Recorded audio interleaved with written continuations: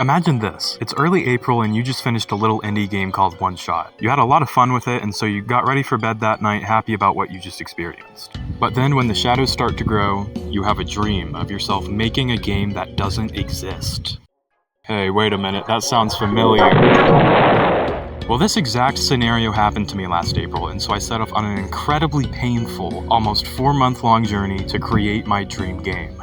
The dream I had was a story including characters from my first game, GUI. In the dream, he was platforming through a town, and eventually it skips to him fighting a massive, horrifying TV screen. The next morning after having the dream, I immediately wrote down what happened in a Google Doc. But the first actual step was planning out the story and gameplay structure. At this point, I had a couple of other game ideas that I started and failed on. So despite wanting this to be my biggest game yet, I wanted to keep my scope reasonable.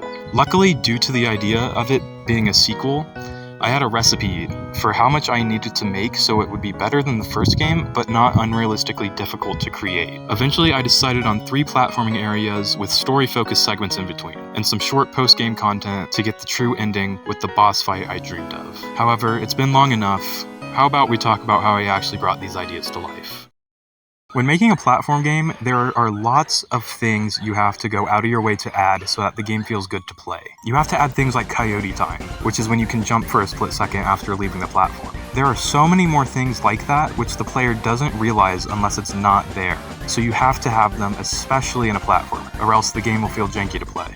I bring this up because GUI 1 had nothing like that. It was my first game, okay, I'm sorry. To make sure that GUI 2 would feel amazing to play, I followed a tutorial series by Peyton Burnham. My next priority was the dialogue system. I knew that the entire story would rely on this edition, so I wanted to get it out of the way early. I followed another tutorial series by Peyton Burnham for this, and I think it's better if me from the past explains how adding this went. So let's look at some of the test dialogue I wrote while adding it. This is a very long text box to test this dumb thing out. It surprisingly did work, but I don't even care anymore.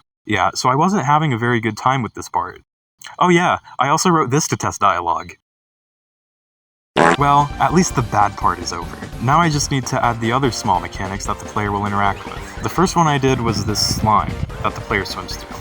Just don't ask what this means, considering that GUI is also made of the slime stuff. I did not think about that during development. The last thing I added for now was the main mechanic, swapping platforms, which returns from the first game. It's a simple mechanic. If you press the E button, the red and blue blocks swap power and allow you to collide with the block that is turned on. With the initial mechanics finished, I decided to start on Area 1 of the game. Area 1 primarily exists to teach the player about the movement physics and main mechanics. The first couple of rooms are entirely based in a small town with no threats and only people to talk to. After that, the amount of danger gradually builds up, with it first introducing spikes, then powered blocks, and finally the slime. The ending of this area and the entirety of the next segment exists to introduce something as well, which might seem confusing. What else is there to teach the player, you might ask? Well, there's something I haven't told you about yet. I mentioned little things relating to it, like the fact the game has a focus on story. Well, how about I show you what I'm talking about?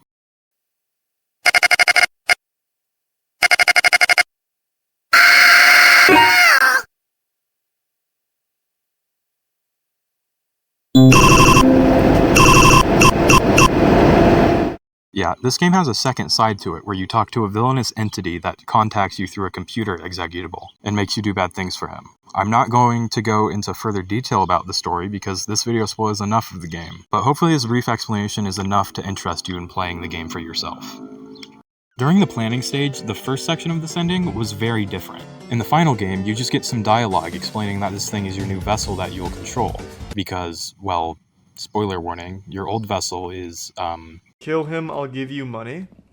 How much? What's the bounty on me team killing this guy and looking at his reaction? It was a misinput, calm down! But initially, the plan was to have it play out similarly to the Goner Maker scene in Deltarune Chapter 1, where you would customize a blank canvas with options like colors and hats. But I decided not to move forward with the idea because it would take too long. The next interesting thing is the moving box segment, where a box moves forward and you can only choose the direction it moves. This was inspired by something similar in the Undertale Yellow Genocide route. The climax of this route is the boss fight, where you go against against the main antagonist's full form. I thought this would be pretty difficult to create, but surprisingly, it was pretty simple. Because the enemy takes the shape of a massive TV in the background, I wanted the TV screen to constantly change between a couple of sprites. To do this, I have a variable called screen_timer, and it constantly counts down. When it hits 0, it resets the timer and changes the texture of the screen to one it isn't currently on, and this loops until the end of the fight. The attacks work in a very similar way. There's a variable called attack, which spawns an attack based on what number it is, and then once it detects the attack is over,